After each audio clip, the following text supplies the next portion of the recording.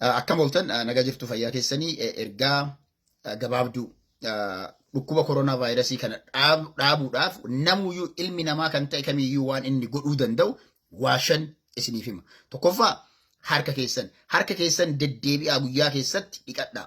Yoo waa tuttuqxanii kaatan yoo dandeettan akka caraataa bishaan argattan harka keessan dhiqachuu. Kuni baay'ee murteessa because harki keenya waa hedduu waan tuttuquuf jechuudha. Lammaffaa yeroo qufaanu ciqilee keenya irratti jechuudha. Yeroo qufaanu ciqilee keenyaan afaan keenya haguuggannee yookiin tishuudhaan yookiin ammootu wantoota biraallee yoo dhabne waan akkanaallee yoo qabaannu taate afaan keenya kabar goonee qufa'uun yookiin ammootu carqiidhaan ukkaamsinee qufa'uun baay'ee barbaachisaadha.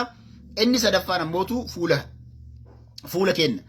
fuula keenya tuttuquu dhabu. Yoo akka tasaa harkaan tuttuquu harkaan waa tuquu beeknee carqii qulqulluu kiisaa yoo qabaanne biyya keenyatti yeroo baay'ee maarrabii waan jedhamu namni baatee deema yookiin ammoo tishuu yookiin waraqaa sooftii yoo harkaan tuquu dadhabdan tishuu qulqulluu kawaata kan hin tuqin sanaan tuttuqadhaati sana booda bakka barbaachisaa ta'e keessatti darbaa yookiin ammoo bakka qoshaashaa namni biraa tuquu hin dandeenye keessatti darbaadha. Inni biraa fageenya.